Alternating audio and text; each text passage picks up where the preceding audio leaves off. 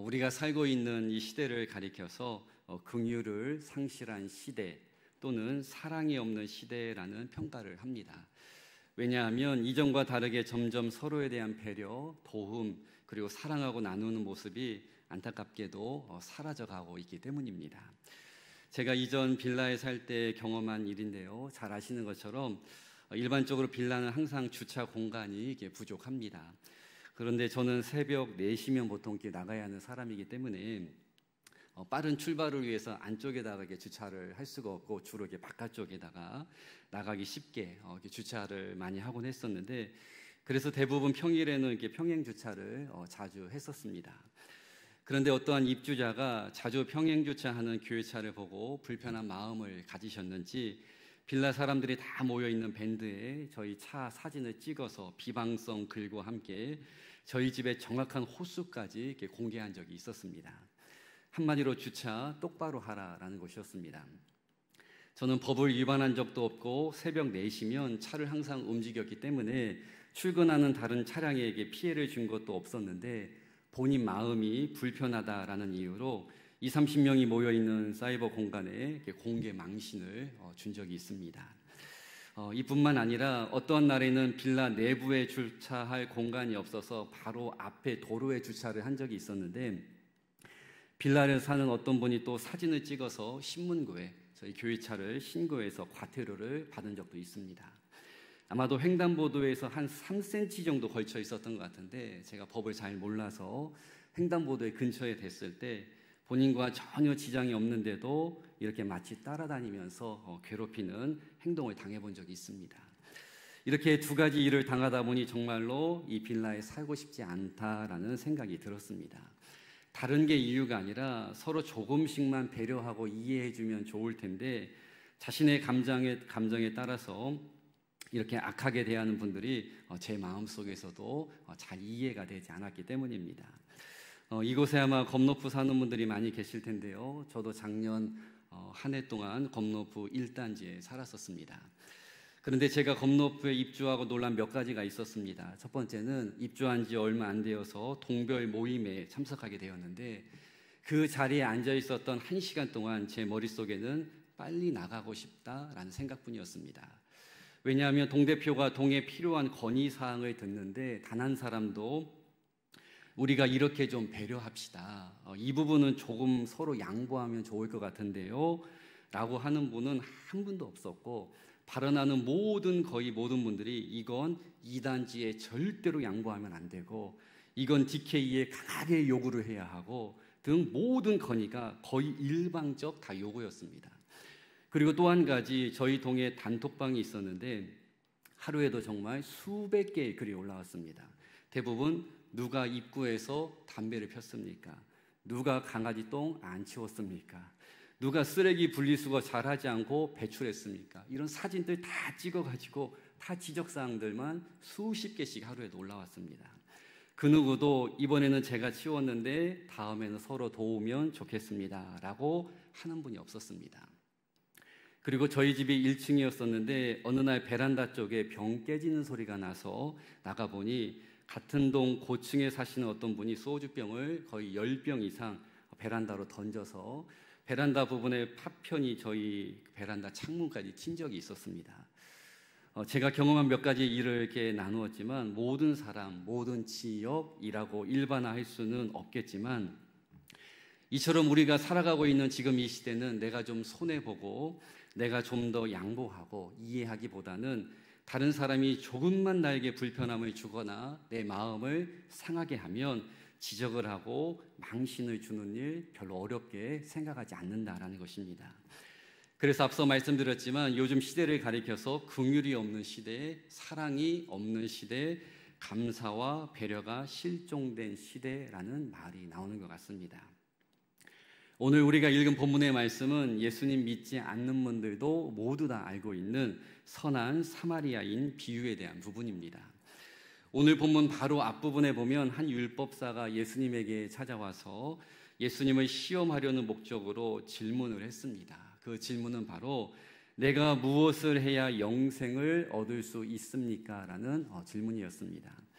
그러자 예수님께서 대답하시기를 율법에는 어떻게 기록되어 있느냐라고 다시 물으셨고, 이에 대해서 율법사는 마음과 힘과 뜻을 다해 주 너의 하나님을 사랑하고 또한 내 이웃을 내 자신과 같이 사랑하라라고 적혀 있습니다 라고 대답을 했습니다.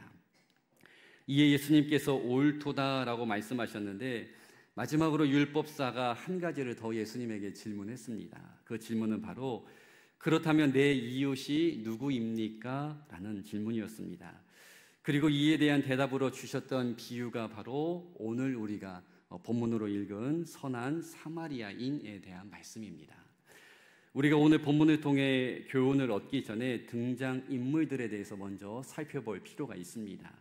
총 4명이 등장하는데, 먼저는 강도 만난 어떤 사람이 나오고, 이 사람을 보게 된 3사람이 더 등장하는데, 먼저는 제사장이 나오고 다음으로는 한 레위인이 등장합니다. 그리고 마지막으로 주인공이라고 할 수 있는 어떤 사마리아인, 이렇게 총 4명이 등장을 합니다. 먼저 등장하는 제사장과 레위인은 지금으로 말하면 성직자와 같은 사람들입니다. 여러분, 우리가 성직자들에게 가지고 있는 기본적인 기대가 무엇일까요? 아마도 그것은 성직자들은 그래도 일반 사람들보다는 좀 더 선하고 좀 더 배려하고 다른 사람들을 도울 것이다 라는 기대가 있습니다. 그래서 지금은 그렇지 않지만 8, 90년대까지만 하더라도 동네에서도 또한 사업의 현장에서도 목사님이나 장로님이라는 직분을 밝히면 하나의 보증수표처럼 신뢰를 받았던 적이 있었습니다. 이러한 시각으로 오늘 본문을 바라보면 당연히 성직자들이었던 제사장과 레위인은 강도 만난 사람을 보았을 때 어떻게 행동을 해야 했을까요? 아무리 못해도 한 번쯤은 가까이 다가가서 괜찮냐라고 물어보면서 자신이 가진 음식과 물을 좀 나누어 줬어야 합니다. 사실 이러한 행동은 꼭 성직자가 아니더라도 일반인들도 할 수 있는 행동입니다. 그러나 안타까운 사실은 오늘 본문에 등장하는 성직자였던 이 2사람은 이렇게 행동하지 않고 31절과 32절에 보면 분명히 강도 만난 사람을 보았지만 피해서 지나갔다라고 되어 있습니다. 못 보고 지나간 것이 아니라 분명히 두 눈으로 보았지만 회피했다라는 것입니다. 그렇다면 여러분, 왜 이 2사람은 어려운 이웃을, 지금 죽어가고 있는 이웃을 보고 못 본 채 그냥 지나가게 되었던 걸까요? 아주 바쁜 일이 있어서 그랬을까요? 아니면 혹시 이 사람을 공격했던 강도들이 아직 주변에 있지 않을까? 이런 두려움 때문에 발걸음을 빨리 재촉했던 것일까요? 그것도 아니라면 유대인들은 시체 만지는 일을 아주 부정한 일로 여기기에 아직 숨은 붙어 있지만 거의 죽은 상태였던 이 사람을 내가 만지게 되면 나도 부정한 인물이 되기 때문에 그래서 모른 채 했던 것일까요? 사실 정확한 답은 알 수가 없습니다. 왜냐하면 본문 속에서 예수님께서 이에 대해서 대답하지 않으셨기 때문입니다. 그런데 우리가 알 수 있는 중요한 사실 한 가지가 있습니다. 그것은 제사장과 레위인과 같은 유대인들에게 하나님께서 주신 분명한 명령이 있었다는 것입니다. 먼저는 앞서 율법사도 고백했지만 레위기 19장 18절에 보면 내 이웃 사랑하기를 내 자신과 같이 사랑하라. 나는 여호와이니라 라고 이웃을 사랑해야 한다라고 하나님 분명히 말씀하셨고, 또한 이사야 58장 7절 8절 말씀에 보면 또 줄인 자에게 내 양식을 나누어 주며 유리하는 빈민을 집에 들이며 헐벗은 자를 보며 입히며 또 내 고륙을 피하여 스스로 숨지 아니한 것이 아니겠느냐. 그리하면 내 빛이 새벽같이 비칠 것이며 내 치유가 급속할 것이며 내 공의가 내 앞에 행하고 여호와의 영광이 내 뒤에 호위하리니 라고 말씀하셨습니다. 다시 말해 하나님을 아는 사람이라면 굶주린 자에게 음식을 나누어 주고 가난하고 집이 없는 사람은 내 집에 들이며 헐벗은 사람을 위해서는 내 옷을 벗어줄 수 있는 아량과 배려와 은혜를 베풀 수 있어야 한다. 하나님 분명하게 말씀하셨습니다. 아마도 하나님의 말씀의 전문가라고 할 수 있는 제사장과 레위인들은 이 모든 말씀과 명령을 분명히 알고 기억하고 있었을 겁니다. 그러나 그들은 머리로는 알았지만 삶으로는 실천하지 않았다라는 것입니다. 그런데 이 두 사람과 반대로 행동한 사람이 있었습니다. 바로 오늘 본문의 주인공인 선한 사마리아인인데요. 사마리아인은 제사장과 레위인과 같은 유대인이 아니라 이방인입니다. 그리고 이방인은 당연히 하나님의 말씀과 율법을 잘 알지 못하기에 내 이웃을 내 몸과 같이 사랑하라라는 이 실천 강령도 잘 알지 못했을 겁니다. 그런데 오늘 본문에 보면 오히려 이웃 사랑에 대해서 배운 적이 없고 명령을 받은 적이 없었던 이 사마리아인이 강도 만난 사람에게 먼저 다가가서 그를 불쌍히 여기고 자신이 가진 기름과 포도주를 통해서 응급 조치를 한 후에 가까운 주막으로 데리고 가서 그의 회복을 도왔다라는 것입니다. 사실 성경의 기준으로 보면 제사장과 레위인은 강도 맞는 사람을 도와야 했고 반대로 사마리아인은 오히려 그냥 지나가도 괜찮은 사람이었습니다. 그러나 오늘 본문에 보면 이와 정반대의 모습이 나타나고 있다는 것입니다. 그래서 여러분, 우리는 이 세 사람이 비교되는 모습을 통해서 과연 하나님께서 지금 이 시대에도 기뻐하시는 선한 사람이 누구인지를 발견할 수가 있습니다. 그 선한 사람은 바로 내가 하지 않아도 되는 일을 주님의 이름으로 감당하는 사람이 선한 사람이다라는 것입니다. 여러분, 우리가 사회생활을 하다 보면 또는 친교 모임 안에서도 여러 종류의 사람들을 만날 때가 있습니다. 첫 번째 종류의 사람들은 내가 해야 할 일을 아주 잘하는 사람들이 있습니다. 그래서 어떠한 일을 그 사람에게 맡기면 크든 작든 정말 탁월하게 잘 해냅니다. 그런데 문제는 딱 그 사람이 해야 하는 일까지만 한다라는 것입니다. 제가 과거에 사역했던 어떤 교회에서는 토요일의 경우에는 오후 3시가 퇴근 시간이었습니다. 그래서 내일 주일 사역을 각자 잘 준비한 교육자는 3시가 되면 자유롭게 퇴근을 할 수가 있었습니다. 그런데 가끔 교회 일이라는 게 토요일 오후에도 주어질 때가 있고 때로는 주보에 중요한 오타가 생겨서 이 수백 장을 라벨을 붙이면서 또 수정을 해야 하는 일도 생길 때가 있습니다.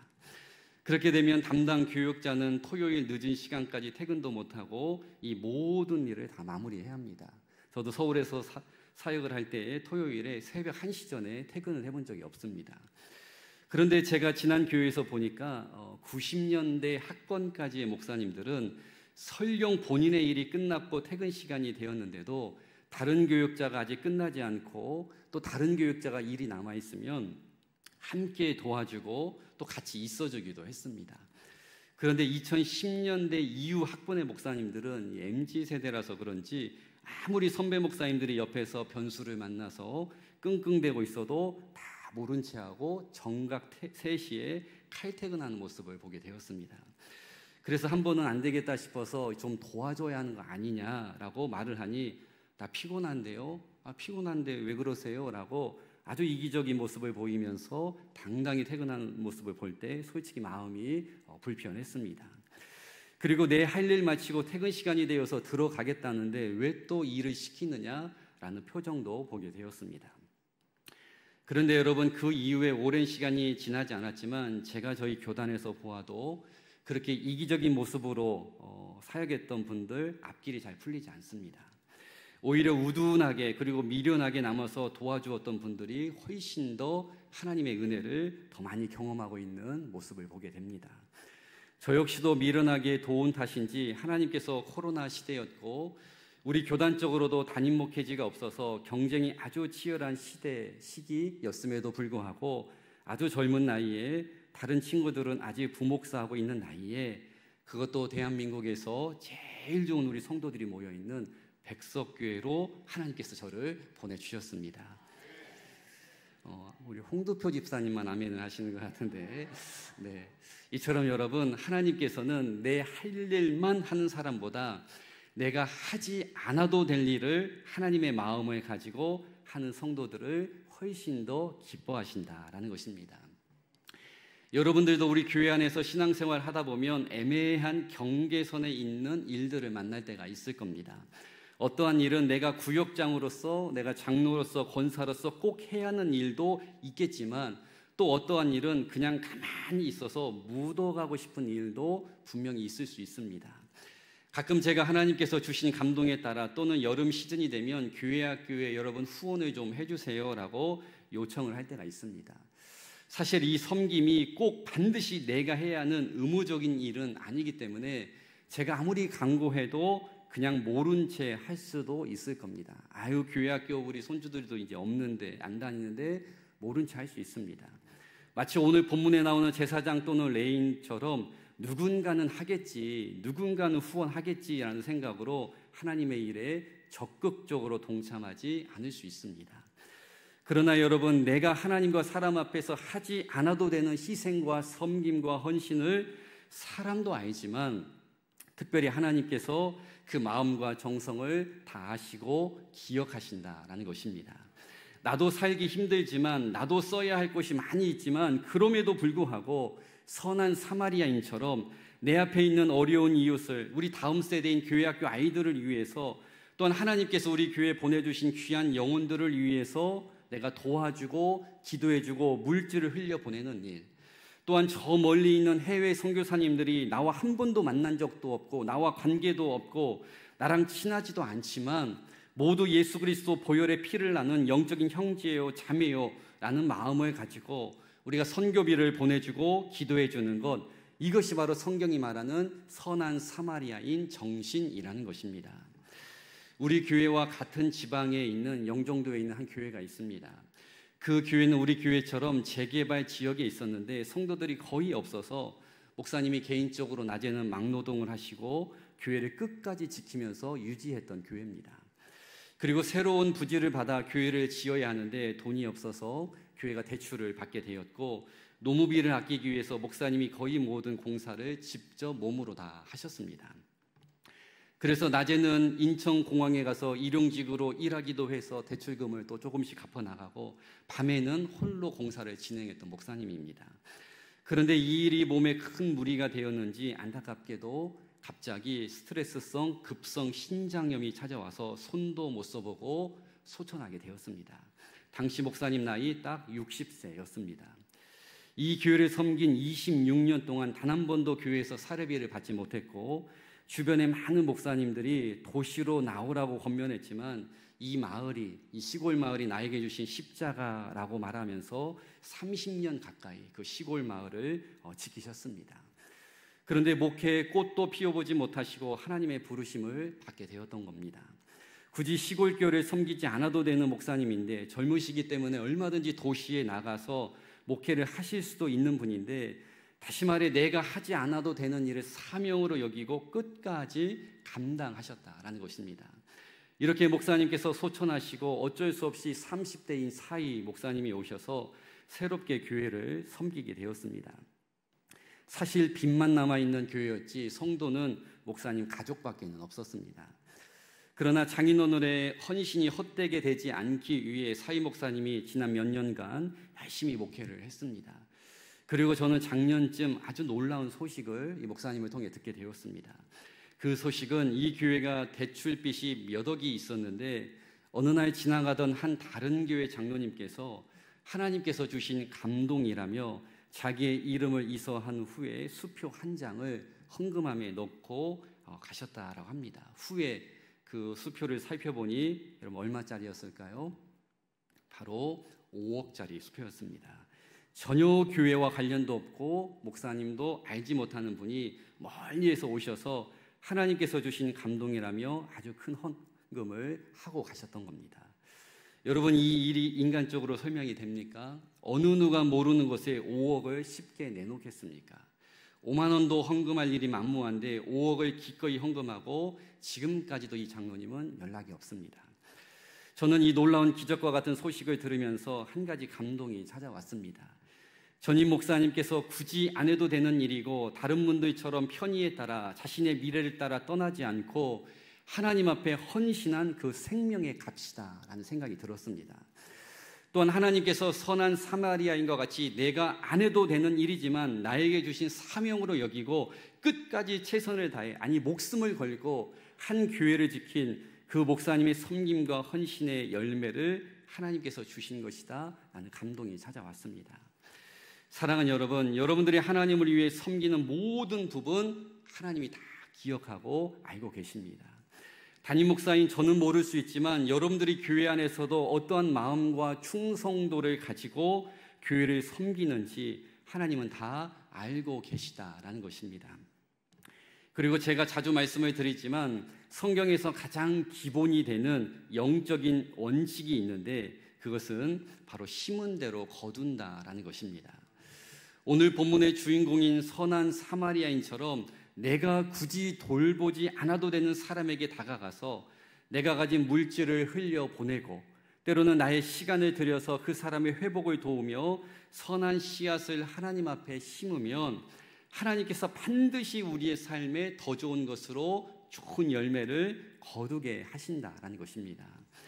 그러나 만약 여러분들이 레위인이나 제사장과 같이 굳이 내가 해야 돼, 나와는 상관없는 일인데 이런 이기적인 마음을 가지고 모른 채 한다라면, 다시 말해 하나님 앞에 좋은 씨앗을 심지 않는다라면 우리 삶에도 하나님께서 주시는 축복과 은혜의 선한 열매가 심지 않았기 때문에 거둘 수 없게 된다라는 것입니다. 제가 몇 번 나누었지만 저는 이상할 정도로 섬기는 교회마다 아주 과분한 사랑을 받아왔습니다. 저는 아주 부족하고 특출난 능력도 있는 것도 아닌데 이상하게 가는 교회마다 많은 성도님들이 사랑해 주셨습니다. 제가 이 직전에 섬겼던 광주교회에서는 섬겼던 시간이 10년도 아니고 2년 반밖에 되지 않았습니다. 그런데 제가 코로나 기간 집에 격리되어 있을 때에 일주일 내내 성도들께서 돌아가면서 밀키트와 부목사였는데 과일 등 좋은 음식을 저희 집 앞에 매일과 같이 걸어주셨고, 또 제가 사임하는 날에는 떡까지 맞춰오셔서 부임하는 교회 성도들 나누어 주라고 떡도 맞춰오시는 권사님도 계셨고, 또 이미 저는 떠났지만 저희 백석교회 건축원금으로 수백만 원을 보내주신 성도님도 계셨습니다. 그리고 지금 우리 백석교회에서도 우리 성도님들이 얼마나 저를 잘 섬겨주시는지, 감자철에는 온 반찬이 감자가 되어야 할 정도로 풍성하게 감자가 5박스씩 쌓여가고, 고구마철에는 고구마를 먹다 지칠 정도로 섬겨주시고, 양파, 가지, 쪽파, 저희 아내가 마트에 가서 거의 채소를 사본 적이 없을 정도로 우리 성도님들이 얼마나 잘 섬겨주시는지, 이런 야채, 채소뿐만 아니라 여러 부분으로 정말로 잘 섬겨주십니다. 그래서 제가 어느 날 나는 왜 이렇게 가분한 사랑을 받을까라는 생각을 해보았을 때 하나님께서 떠올려 주셨던 생각이 있었습니다. 그것은 바로 너희 부모가 심은 열매란다 라는 생각이었습니다. 제가 보아도 저희 부모님 그리고 저희 장인 장모님은 정말 유별나게 교회와 목회자들을 섬기셨습니다.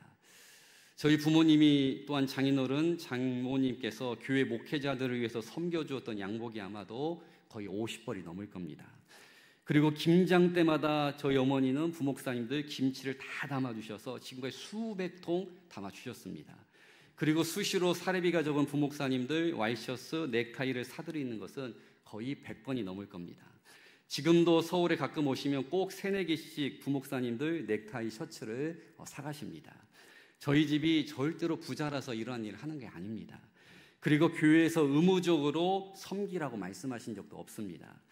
그러나 내가 하지 않아도 되지만 하나님께서 주신 감동에 따라 주의 종을 섬겨왔는데 그 모든 열매를 아들인 제가 목회 현장에서 다 거두고 있다는 것입니다. 부모님께서 심어주신 선한 씨앗이 하나도 땅에 떨어지지 않고 저의 삶 속에, 자녀들의 삶 속에 하나님이 주신 선한 열매로 맺히고 있는 것입니다. 제가 지금 절대로 양복과 넥타이를 강조하고 있는 것이 아닙니다.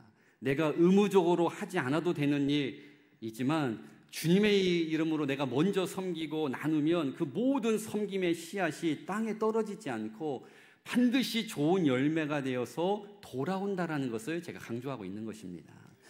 그러므로 여러분, 선한 사마리아인처럼 굳이 내 담당이 아니어도, 굳이 나에게 주어진 일이 아니다 할지라도, 그리고 굳이 내가 사지 않아도 되지만 주님을 위해, 교회를 위해, 귀한 영혼을 위해 내가 먼저 섬기고 먼저 희생하고 먼저 헌신하면 그 모든 것을 다 보고 계신 하나님께서 반드시 여러분의 삶 가운데 30배, 60배, 100배의 복으로 갚아 주실 줄로 믿습니다.